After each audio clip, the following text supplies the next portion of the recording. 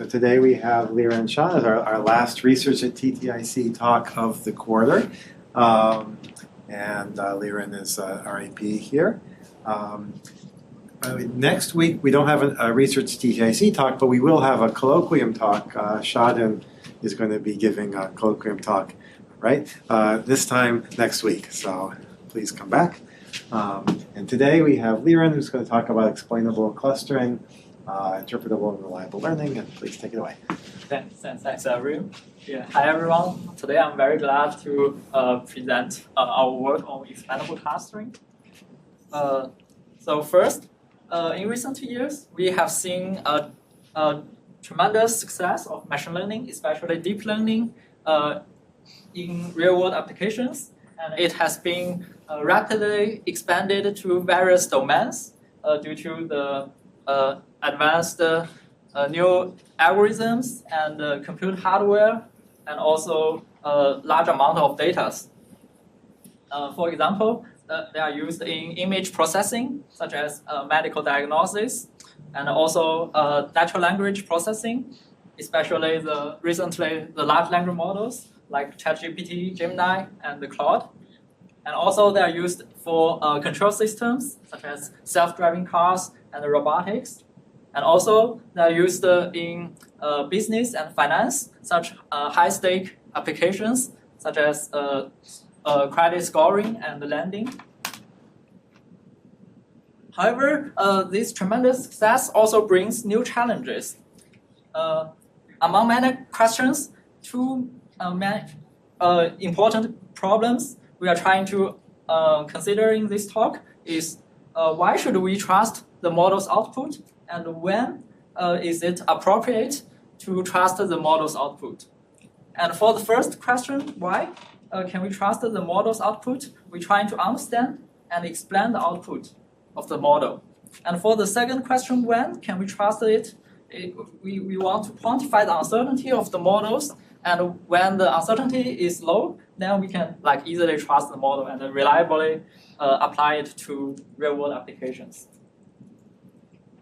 So in general, my research will expand around these two main questions. And first, let's look at why the model outputs this prediction and all decisions. And for this question, our goal is to understand the reasoning behind the model's output. So there are many different approaches. So one most popular approach to understand model's output is the post hoc explanation. This kind of method, they're trying to interpret a black box model, such as a deep neural network. And the good thing for this kind of method is they are quite flexible, and they apply to they can apply to many different kind of models. And their goal is to output an explanation for a particular data point, like why the model outputs these decisions on this data. However, there are also some issues for this kind of popular method. They may lack of the fidelity because the explanation of these kind of methods may be local and approximate, and sometimes it's unstable due to a little change in the data or the model parameters. For example, as we can see in this figure, there are two popular post hoc explanation methods. One is lim, and the other is sharp, based on Shapley value. And based on the same model, they output quite different kind of explanations, and it's very hard to compare them and justify one versus the other. The other approach to explain the models is by intrinsic explainability.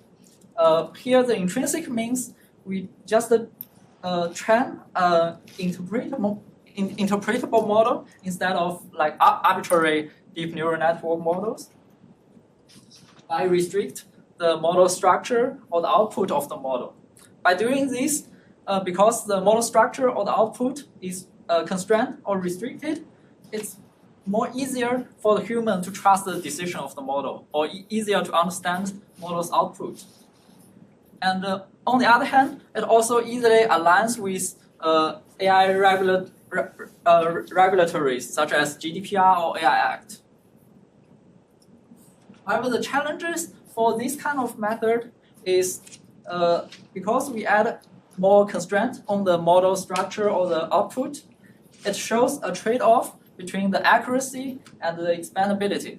So if you want the model to be more expandable, you might suffer more in the accuracy of the model in some sense.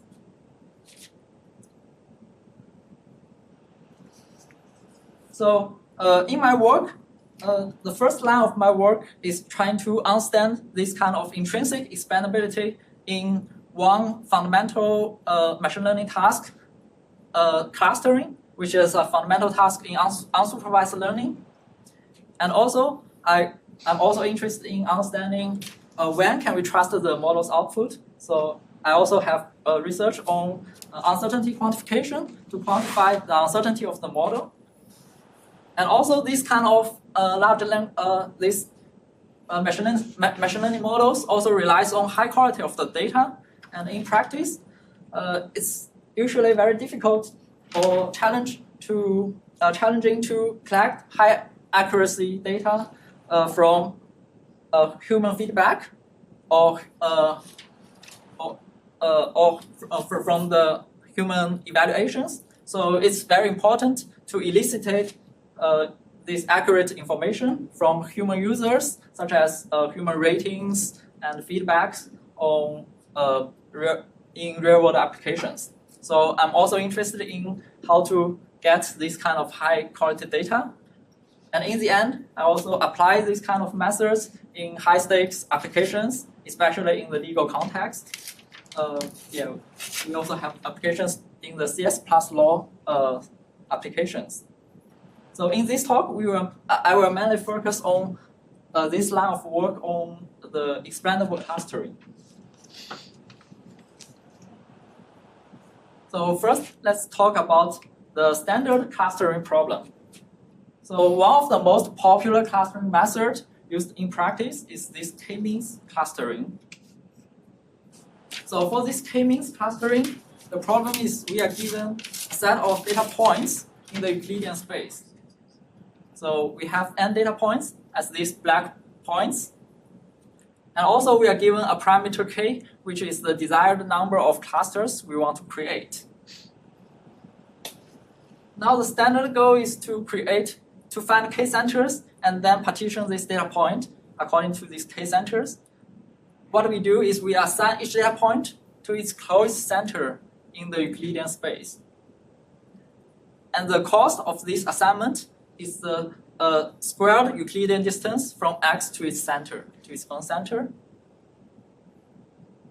And then our goal is to minimize the total cost, which is summing over all data points.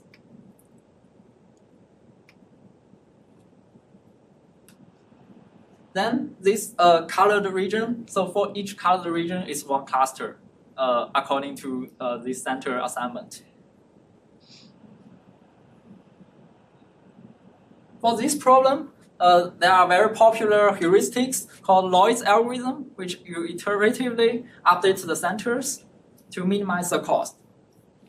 However, these heuristics, in the worst case, cannot provide any guarantees. So later, Arthur and Vasilevsky and Ostrovsky et al., they proposed a very simple very simple sampling algorithm called k-means plus plus for the initialization of this algorithm.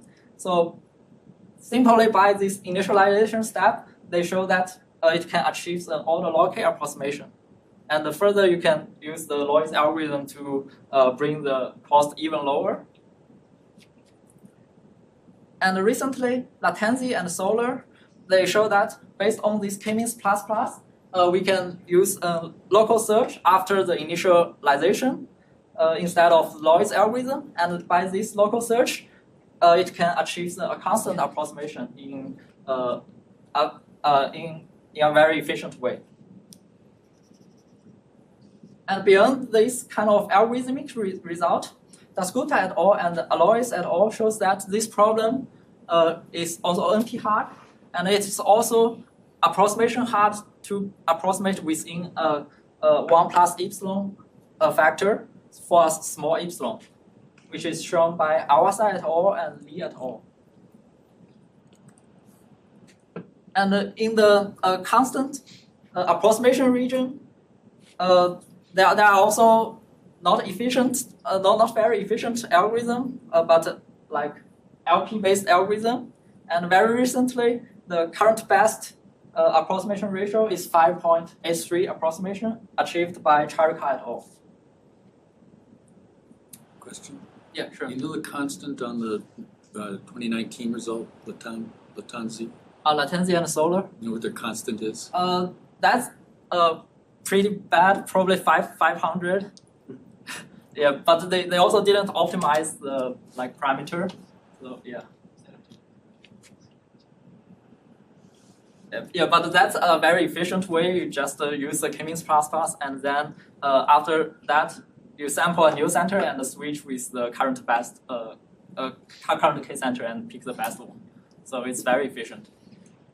What was the first constant before that log S known? No, after that, there are already LP-based algorithm achieve like non-approximation or something, but like not that efficient.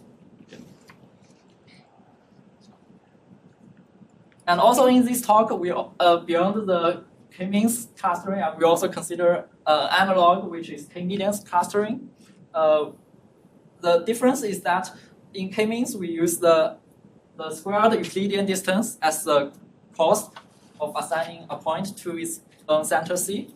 And for k-medians, we will use just the distance, not square. And also, specifically here, we consider L1 distance. I will discuss more about the other distance as well. But as we can see here, this kind of classical k-means or k-medians clustering, we assign each data point to its closest center, and this clustering forms a Voronoi partition of the entire space. So each cluster corresponds to a Voronoi cell, and this region captures this Voronoi cell. And we can see here, even in 2 dimensions, this each cluster boundary is very complicated. It's not very easy to describe to human what each clusters look like and what the boundary is. Then, for example, let's consider the following market segmentation task. So in practice, suppose you are trying to buy a car. There are many different types of car, and usually we will cluster this kind of car into different clusters, like economy car, sports car, and luxury car, based on different kind of features, like acceleration and fuel economy. Like we would say, for a car with fuel economy greater than some threshold, it's considered as economy car, and for a car with acceleration rate below something, then we consider it sports car. For example, like this. And by this kind of classification, clustering, we can see that each cluster corresponds to a rectangular region, and it's more easier to describe it to your customers, like what kind of the car belongs into this category. And inspired by this kind of applications, Dasgupta et al., they proposed to use threshold decision trees to generate a clustering. And this kind of clusterings are considered more explainable because it's easier to understand by human what each cluster is and what's the clustering boundary. As we can see here, a threshold decision tree corresponds to a decision tree in the left, and for each internal node of the tree, it picks only one feature, one coordinate, and picks one threshold in this on this feature. And this corresponds to a parallel hyperplane parallel to some axis. And this partitions the entire space into this kind of rectangular regions, right? It's much easier to describe and understand by human. Now the question is, there are many different kind of decision trees to partition the entire space. like which is the best decision tree we want to use? This is a very tricky question. And to evaluate the decision tree, Das Gupta et al., they propose to use these kind of k-means and k-medians cost to evaluate the decision tree. To do this, they assign one center to each leaf of the tree and assign all data points in the same leaf to this center. Then we can define the k-means or k-medians cost accordingly to this tree structure. For example, here we consider the k-medians. Yeah. Do you only allow variables to be queried for arbitrary linear forms? That's a very good question. So in this talk, we only consider this kind of threshold. Threshold would mean that you're allowed to query arbitrary linear, whatever. I see. In this talk, we only consider one single feature cut. Variables. But yeah, I would say that's a very interesting question, and we would like to explore it as well. It's a very tricky question, and we can discuss in the end. So here we consider the k-medians in L1 cost. And so here the cost is for each data point we assign to the center assigned by the decision tree. And this is very similar to the unconstrained cost for a set of centers, which is just the x to its closest center. And because we add the tree structure constraint, the decision tree cost is always higher than the unconstrained k-means or k-medians cost. Then this brings a question is, by adding this decision tree structure constraint, how much we lose in the clustering cost, in the accuracy? Das Gupta et al., they show that given any set of k-centers C, they provide an efficient algorithm. We can find a threshold tree T with k leaves, so it also partitions to k clusters, has k-medians cost at both order k times the unconstrained cost of this k-center C. And they also define the price of explainability as the ratio between the decision tree cost and the optimal unconstrained k-means or k-medians cost. So because we know that there are constant approximation algorithms for k-means or k-medians, this immediately gives an order k upper bound on the price of explainability for k-medians.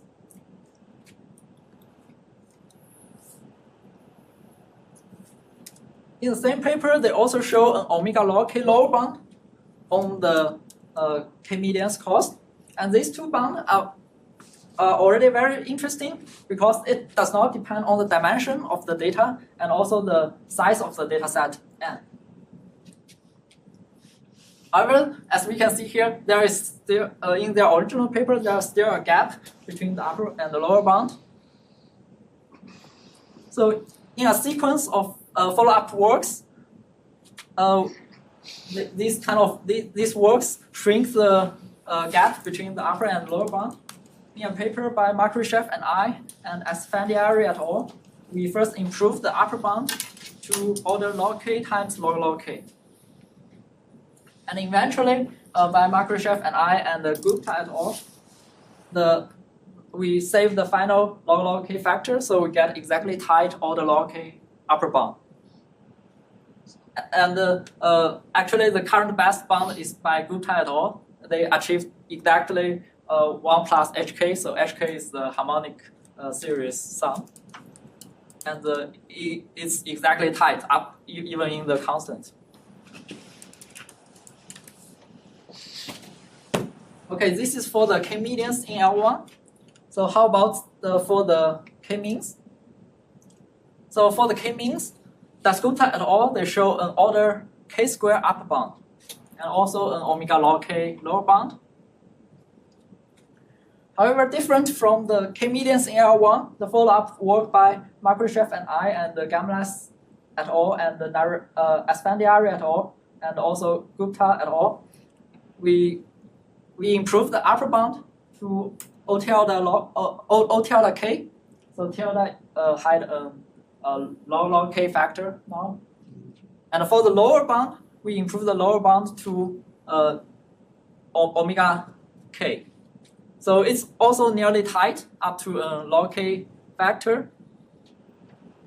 However, it's different from the k medians, because k medians we get log k bound. In practice, the number of clusters k can also be very large. So probably you can use like 100 or thousands of clusters in real-world applications. Then in this case, the upper bound of order k is not as good as the log k upper bound for k medians. So can we do better? Charka and Hu shows that for a low-dimensional instance, you can do slightly better. They get an O tilde k power 1 minus 2 over d bound. I'm sorry, I'm a bit confused. What is the relation between the second line and the third one? It claims that there are two different tight bounds. The second and the third. Yeah, I'm just going to talk about what's Charka and Hu's result. So for the second one, it's agnostic to the dimension, so it holds for any dimension. And for the third one, it's a kind of improvement. Like for the low dimensional instance, it improves. Well, I mean, if d is constant, then they are inconsistent. Yeah, if d is constant, then it improves the previous bound. But in general, for like very large d, you have a matching upper and lower bound. How Right. can you improve it? So why that square does not contradict?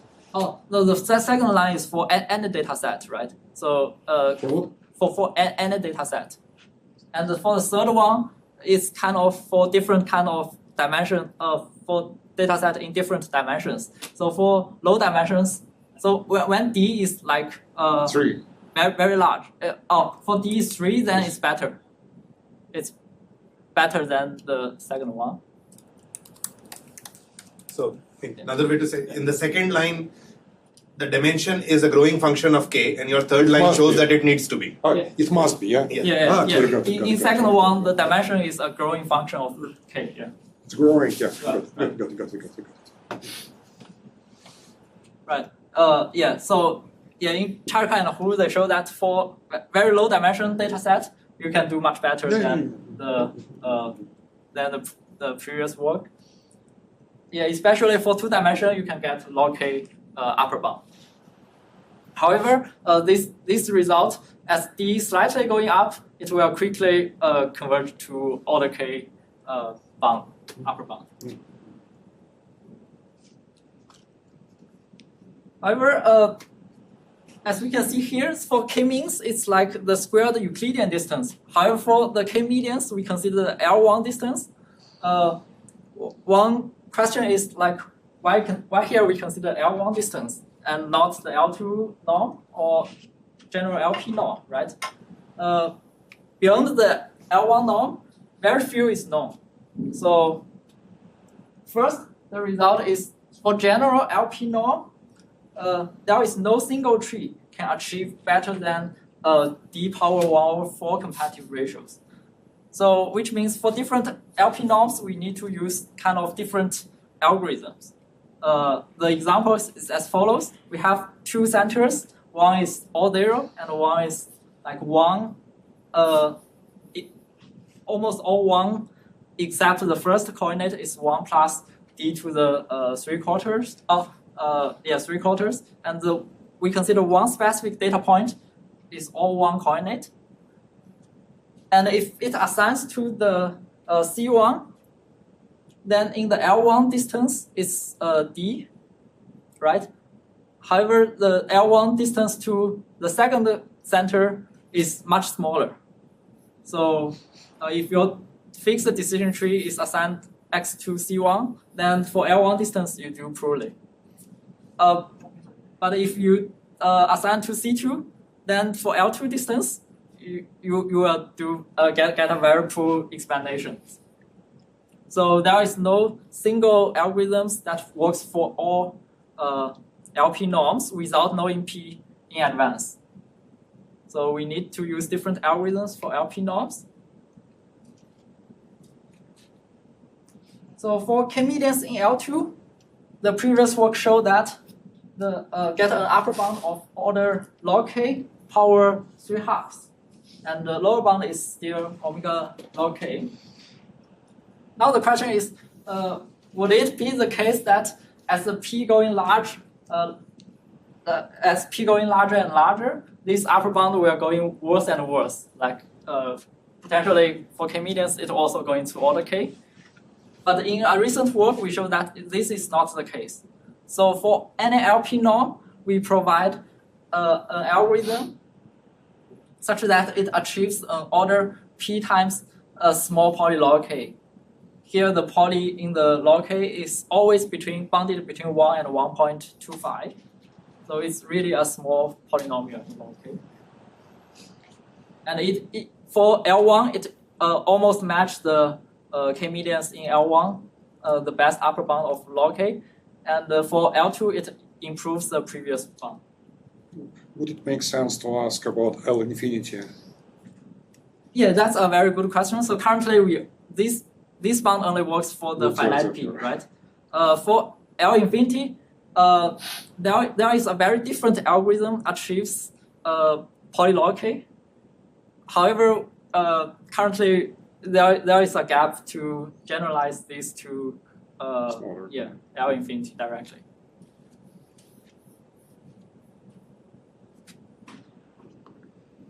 Okay, then how about for k-means in LP?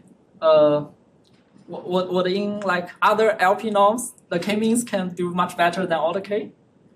Interestingly, we show that this also seems not the case.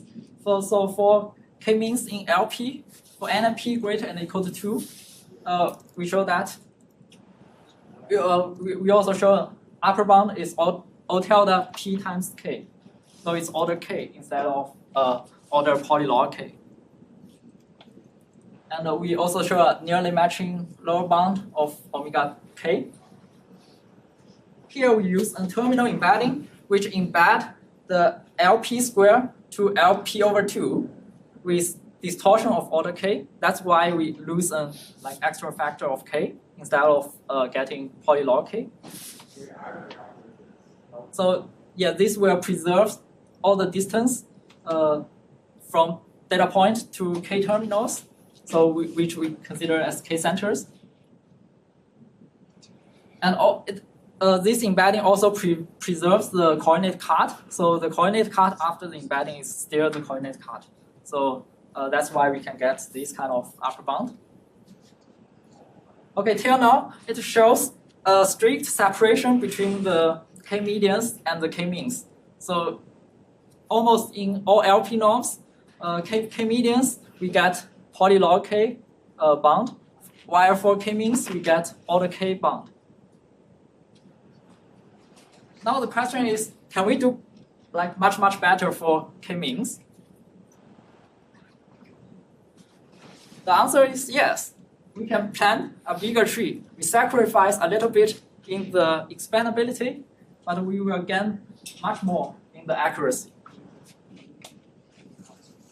So Frost et al., they first designed a greedy algorithm to expand the tree to more than k leaves. So as we can see here, the right-hand side is the unconstrained k-means clustering. And by using this left-hand side decision tree, it will misclassify 2 points, one red and one red point, and one blue point. They are misclassified by this decision tree. They are separated from their closest center. However, by adding slightly more leaves of the tree, so we add additional cards and reassign them to different clusters, we can get the same clustering as the unconstrained k-means by slightly sacrifice the expandability. However, there are heuristics. This greedy algorithm is a heuristic, and it doesn't provide much better than order k upper bound.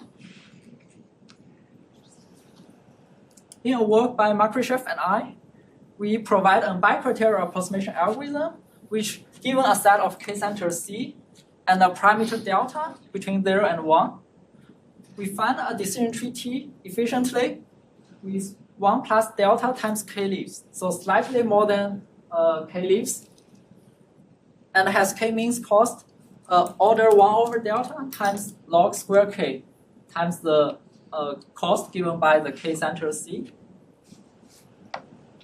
So here we can consider delta is like 0.1, then we get 1.1 k leaves and get order log square k approximation in the cost. We also show that this bicriterial approximation bound is almost tight by giving a bicriterial lower bound. And most importantly, in practice, usually we don't know how many clusters we want. So we don't know what's the exact true number of clusters k. What we do is we use a heuristic called elbow method in k-means clustering. So we try different k and see when this cost that does not stop, that does not decrease too much. And this is called the elbow point, and we choose a k around this elbow point. By using this kind of heuristics, we can say that at the elbow point, if opt for k-centers is approximately the same as opt for 1.1 k-centers, then this gives an order log square k approximation, true approximation in some sense.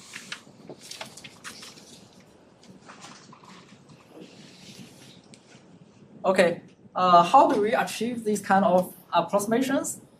The algorithm is actually quite simple and easy to implement. What it do is it will iteratively partition the entire space into disjoint regions. So it first takes all data point and compute k-centers, use any k-means or use any k-means algorithms off the share. So it computes these red centers. Then the next step is compute the median point of all centers. So and shift the origin to the median point. Then compute for all centers the largest distance from center to the origin point, and this gives the radius of the instance r. Then the most important step is how do we select the threshold node in the decision tree. We will first uniformly at random pick a coordinate I from 1 to d, and also uniformly picks a parameter t from 0 to r square, the radius square, and picks the threshold cut at square root of t. Then we partition data points according to this cut. Then the next thing is we will assign to these two regions after the separation some centers. The most important step, like for this algorithm, such that it beats the previous order k bound, is it will not strictly separate all centers between the left and the right side. It will share some centers between these two parts.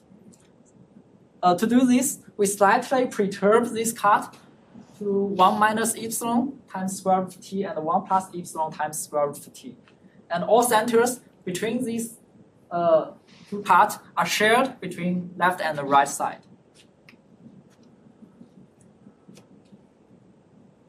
So as we can see, all centers in this CL bracket will be assigned to the left side, and all centers in the CR bracket will be assigned to the right side.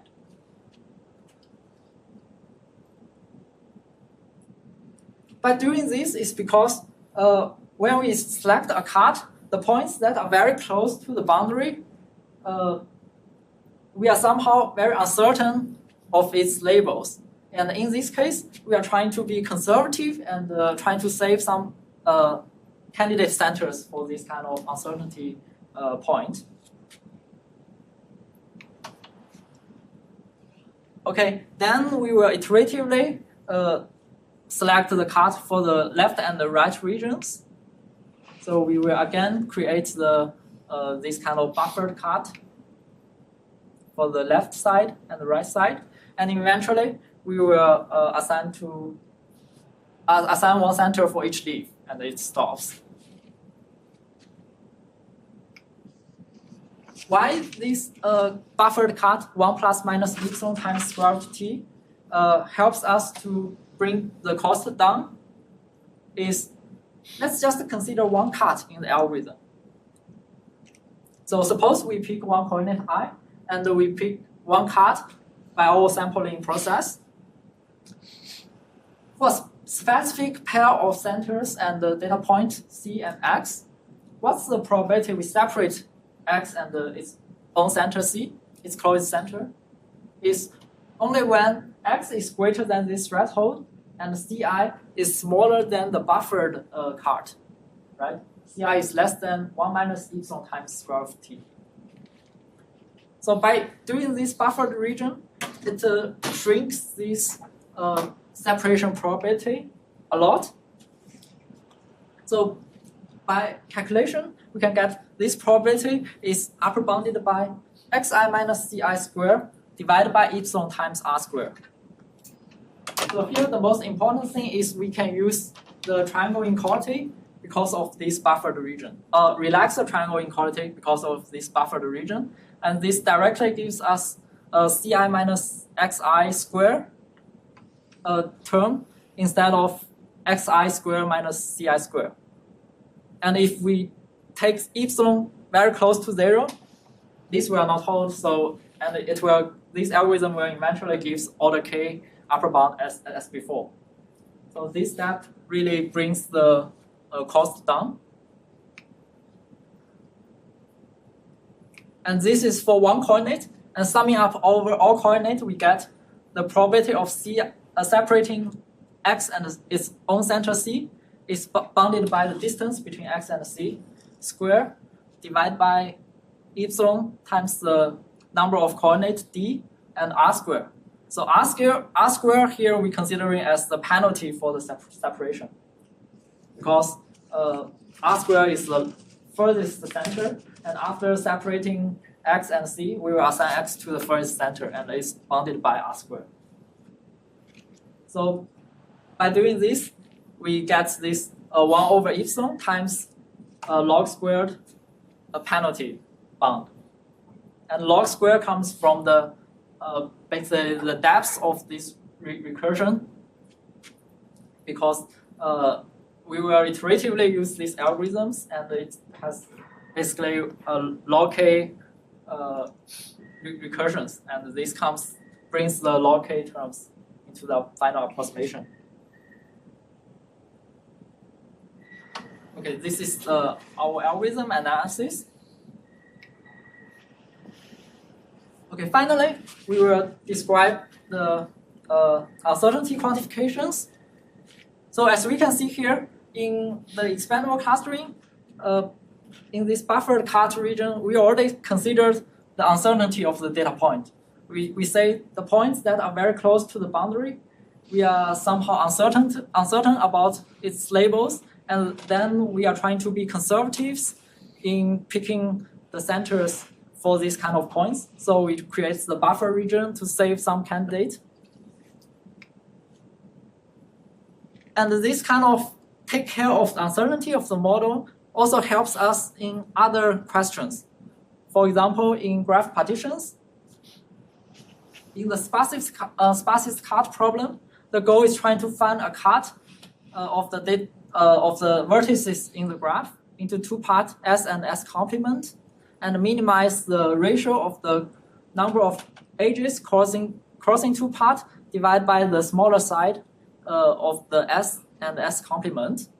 So basically, the goal is to create almost balanced two parts and very few edges cross them.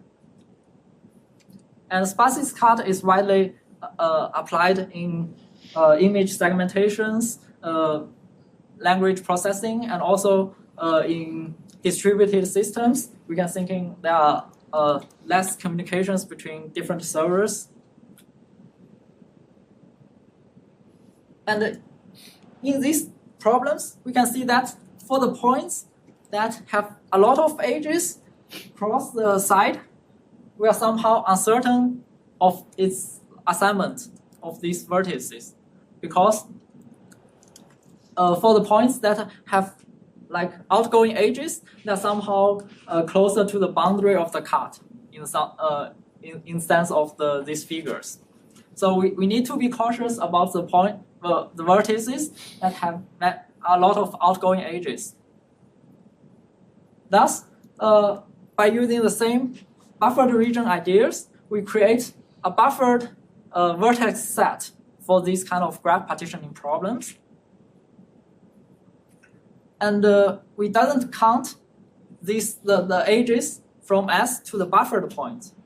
In a sense, we can thinking the buffer is shared by both left and the right side. And by doing this kind of buffered cut, we get a buffered spaces cut, which achieves a much better bound in the ratio of the number of edges directly crossing the left and the right side from S to T, and divided by the ratio of the size, divided by the size of the minimum side of S or T.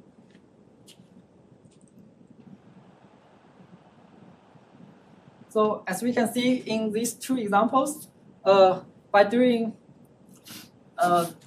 taking care of the uncertainty of the model, we gain a lot in the accuracy of the partition or clustering.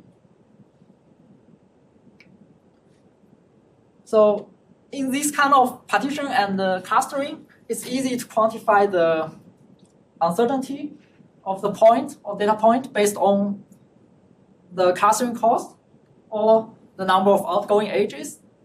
But the one general question is, in general learning tasks, how do you quantify the uncertainty of the data point? This brings a very general statistical questions about the confidence set. So let's consider the following question.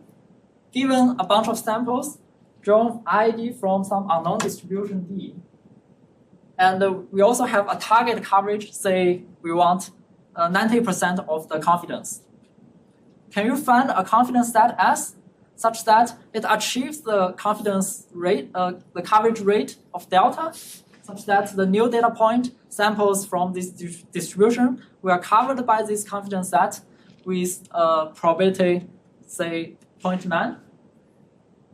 And in the same time, we want this confidence set to be as small as possible, because we can easily output the entire space. It always achieves 100% coverage, but it's not informative.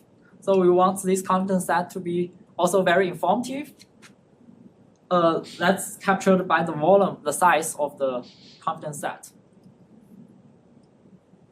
One specific analog is in the one-dimensional. It will correspond to a confidence interval.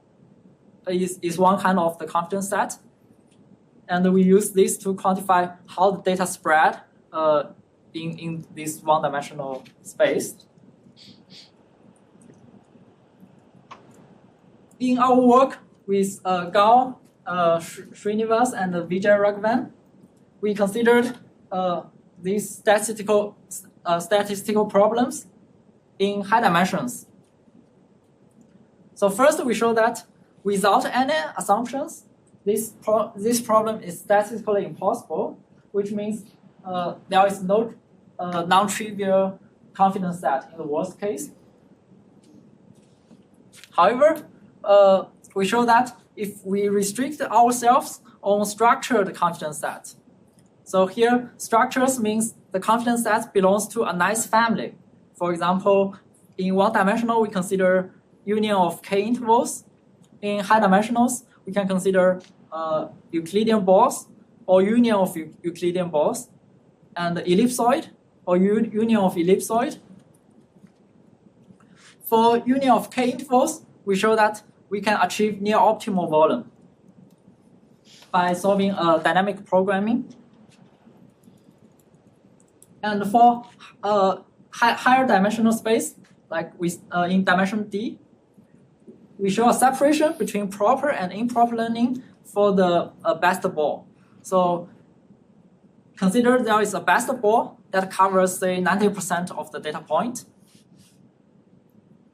We show that it's NP hard to achieve a better than 2 to the d to the 0.99 to find a volume ball comparing to the best ball.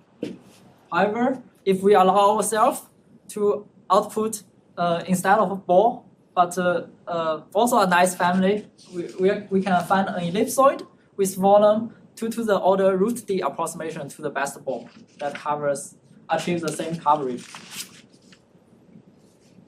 So which is shown in these figures. So by using an ellipsoid, we can dramatically shrink its volume while achieves almost the same coverage.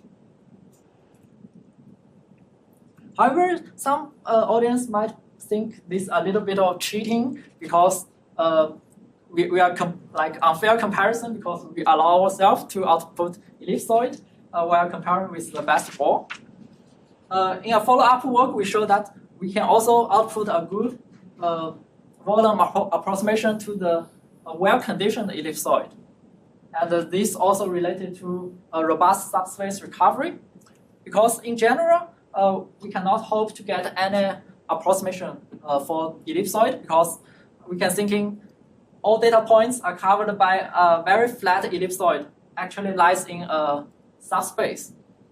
And in this case, we really need to find the subspace that contains 90% of the data point. However, this problem is only hard in certain regime, and that's why we cannot hope to get any volume approximation in the worst case. However, we comparing to slightly fat ellipsoid, then we can get good volume approximation. And using that algorithm, we also get the algorithm that can solve robust subspace recovery in certain regime.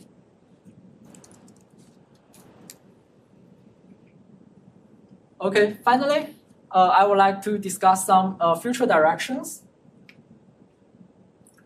So as we can see in my past research, we can achieve this kind of intrinsic expandability through different kind of structures.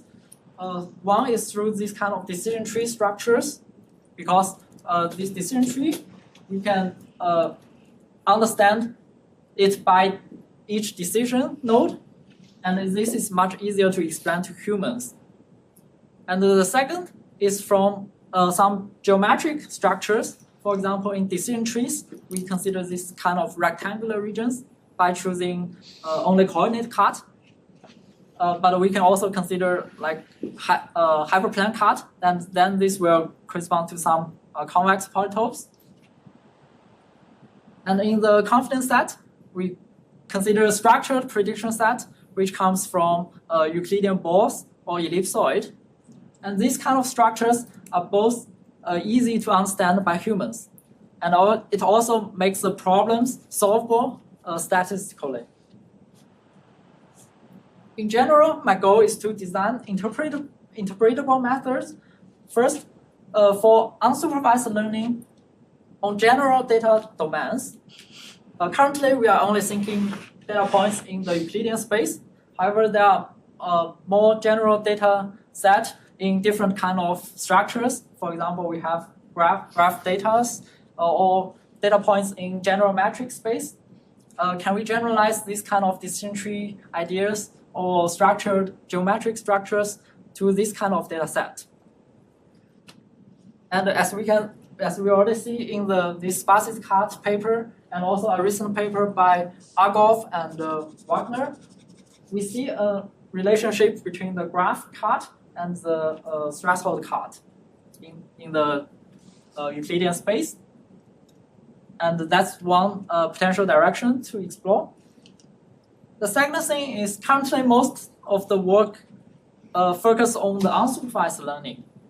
However, the most interesting part for this kind of deep learning research is they applied broadly to supervised tasks with labels. And then the next and most interesting part of the question is to design interpretable methods for supervised learning. one thing by Goplan et al., they proposed these omni predictors based on multi-calibration partitions, and these partitions is generated by a decision tree through the boosting method. However, this kind of partition, calibration partition, is not necessarily understandable by human because it can use general classification hypothesis space, so it creates complicated boundaries in the multi-calibration partitions. One thing is, can we use easy to understand boundaries for these partitions and achieve good multi-calibrations? And Bresson et al. Proposed to use decision trees for binary classification tasks. And they show that in certain regimes, we can use a shallow decision tree to approximate the function, the classification task. And in certain regimes, it's not we are not able to find a shallow decision tree. And a recent paper by Haneke et al., they proposed to give local certificate for each data point to explain its labels provably or theoretically by its neighbors. And in the end, my goal is to design efficient, reliable, and interpretable algorithms for data analysis and decision making in high stakes applications. So first, we are trying to get high quality data for the models, and this corresponds to my research in information elicitations. And also in high stakes applications, we care about the privacy of the data, and also we want the method to be scalable to massive amounts of data. And in the between, we're trying to understand this kind of black box model more transparently, interpretably, and also in terms of fairness, robustness, and do the uncertainty quantification for this method. And eventually, by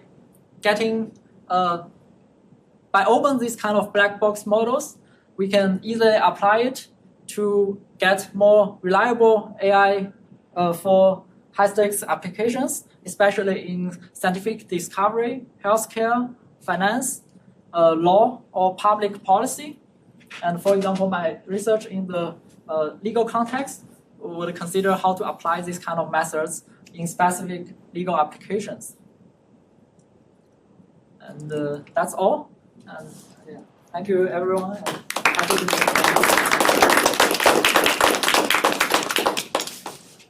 Question?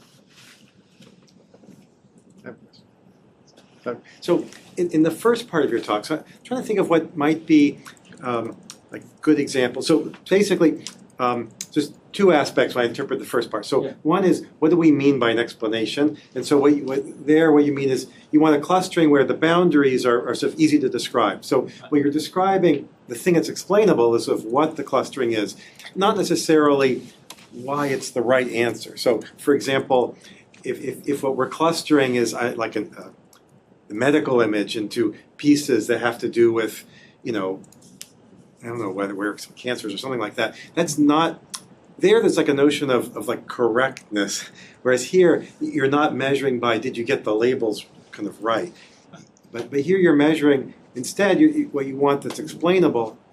So okay, what do I mean? You go to the doctor and say, the doctor's like, I think you should take this medication, and what you want as an explanation is not, well, you should take it because you're on the right-hand side of this boundary, but something more about like why it's a good idea. And then the second thing is that kind of instead the quality measure is like has to do with something like k-median or k-means. So okay, so one thought of an application where this might make sense might be like congressional districting. Okay, so something where the boundaries are supposed to be simple, and something like k-median or k-means might correspond to there being a natural center. Like in each cluster, there is like a place people go to vote, or something. So just trying to think. I wonder if there might be some other applications like that where, you want the overall clustering to sort of have nice boundaries that you could sort of explain to a judge or something of, here, look, it's like rectangles, and k-means or k-median as a quality measure sort of makes sense. There's no like right answer to, well, should you be in this district or that district, but maybe having a good k-median score is some notion of them being compact. So anyway, that's one thought that comes to mind. Of course, nowadays redistricting is just by pure political whatever. But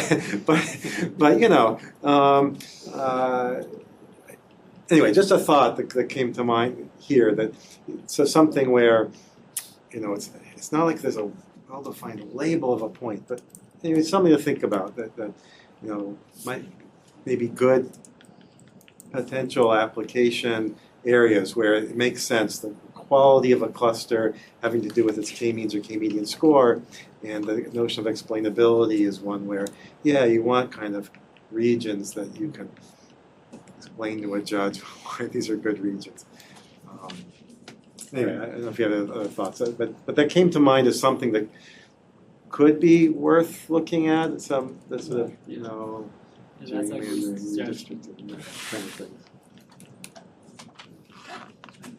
So, in the uncertainty quantification thing that you were showing, you talked about restricting the confidence sets, and you talked about ball and ellipsoid. Are you, like here, you're only saying that there's only one confidence set? So we are comparing ourselves to the best ball or best ellipsoid. Okay. I see. So there's only like one region. Like for balls, we can also generalize to a union of balls. Like. So if you're generalizing to a union of balls, can you not take the limit of like small balls and create an ellipsoid in a union of balls? We consider a union of like finite number of balls, like not not infinite. Yeah.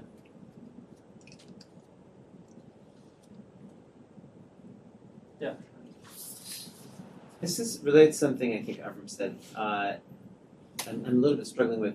So when you say explanation, it seems like there's multiple different things you could mean. You could mean explaining the boundaries themselves, explaining the model itself. But you can also talk about explaining your prediction or your choice of cluster in terms of the training data.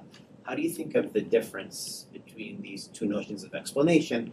Is there a way to kind of bridge them, or are these kind of distinct notions? Yeah, that's a very good question. I think currently they are a little bit different because our paper is mainly focused on the unsupervised learning, so there is no labels. Then in this case, there is like no ground truth in some sense. So it's just trying to partition the data such that it has the low cost.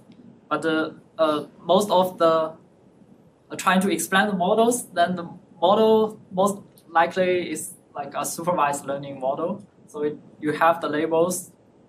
It's kind of classification task. But currently, I'm also trying to explore the region where we are given some kind of regression models, and we are trying to make an explainable models that have comparable model loss to the regression model that potentially are unexplainable, are complicated. But in these kind of tasks, the tricky thing is even in the binary classification and the most simple data set, even in the grid point, there are strong hardness result in like this kind of decision tree learnings. Or if we use this kind of decision tree tasks. So then the question is, what kind of data assumptions we need to make this kind of expandable learning possible for supervised learning tasks. So because in general, the data set may not look like that pathological as the hard instance. The other thing is whether there are different kind of expandable structures other than simple decision trees, or we can use some kind of list decision list for data point such that the list is short and is easily understood by human. That's two potential approach I'm trying to explore. So Lloyd's algorithm bears some kind of structural similarity to EM, where you want to do multimodal Gaussian models. Is there a relationship between what you're doing and density, and that's density estimation? Right? You're trying to get a good model of a probability density. Is there any relationship between what you're doing and density estimation? Yeah, that's a very good question. So, before this line of the research of our restricted to the structured confidence set, there are previous works that consider restricted on the data distributions. So they restricted the distributions to be for one-dimensional. They consider smooth or Lipschitz distributions. In this case, you can easily estimate the density function very well. And also they consider high-dimensionally data assembled from mixture of Gaussians, this kind of specific data distributions. So by adding this kind of data distribution assumptions, they achieve good algorithms for some are for confidence set, and they also consider other different tasks like mean estimation or other things. But the motivation for this line of works on confidence set is motivated by the recent very popular conformal prediction line of work. And for this kind of work, they argue themselves as distribution-free method, which means they does not require any distributional assumptions, and that's often aligned with current deep learning methods, because this kind of methods, they don't know what kind of distributional assumptions we can add to the real world data. However, this kind of methods, they just using some as a wrapper on any black box model and to make it reliable. That's why we not want ourselves to consider distributional assumptions. But for the union of k intervals, we show that our method achieves a near optimal volume, and it actually, for mixture of Gaussians in one-dimensionals, it can also solve the same mixture of Gaussian tasks. So it also captures the exact Gaussian peaks. Yeah. Right, thanks.